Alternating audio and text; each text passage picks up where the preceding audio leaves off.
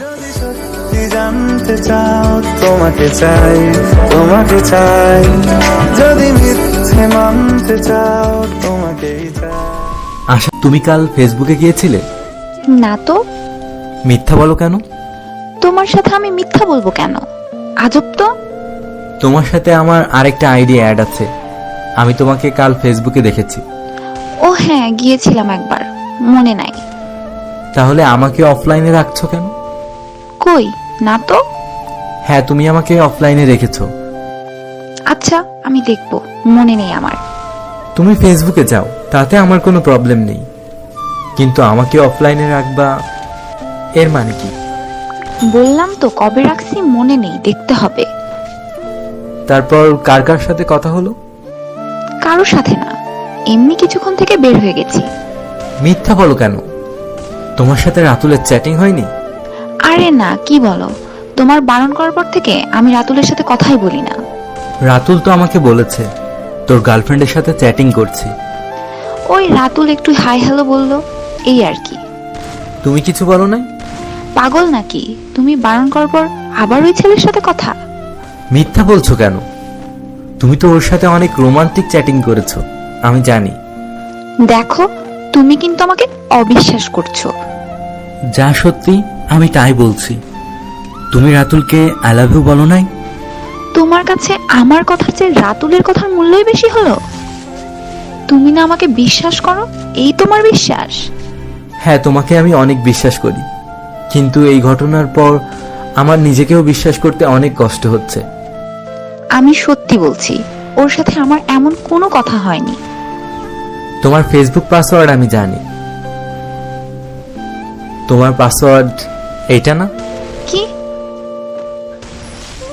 আমার পাসওয়ার্ড তুমি কেমন করে জানো? যেমন করেই হোক আমি জানি।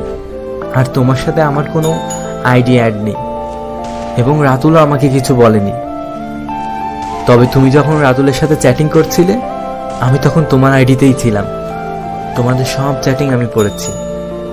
আমি মিথ্যা বলছি এই কারণে, আমি দেখতে চেয়েছিলাম তুমি আমার কাছে কতটুকু সত্যি বলো। কিন্তু আফসোস, তুমি আমাকে শুধু মিথ্যাই বলে গেছো। তুমি আমাকে না বলে আমার আইডিতে ঢুকছো কেন?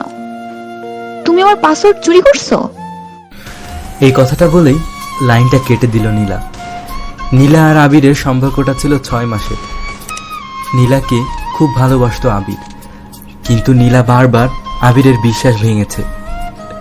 তবুও সম্পর্কটা টিকিয়ে রাখার জন্য আবির নীলার সব ভুলগুলো ক্ষমা করে দেয়, কিন্তু তবুও নীলা বারবার এই রকম করে যায়। সেদিন নীলা আর আবিরের কোনো কথা হয়নি। পরদিন আবিরকে ফোন দিল নীলা। হ্যালো। বলো। সরি। কেন? কালকের ঘটনার জন্য। কি করেছিলে তুমি যে সরি বলছো? রাতুলের সাথে ওই রকম চ্যাটিং করার জন্য। আসলে আমি মজা করেছি এসব, আমি সিরিয়াসলি বলি নাই। ভালোবাসা তোমার কাছে মজা? তাহলে কি আমার ভালোবাসাও তোমার কাছে মজা ছিল? আরে তা না, আমি ওর সাথে জাস্ট ফান করছি, আর করব না, প্রমিস। এই নিয়ে 5 বার তুমি প্রমিস করেছো, আর বলেছো এমন করবা না। এটাই last, trust me baby, please. অনেক বিশ্বাস করেছি তোমাকে, আর না। সরি সরি সরি, আর হবে না তো, সত্যি বলছি, প্রমিস। আই অ্যাম সরি, ভালো থেকো।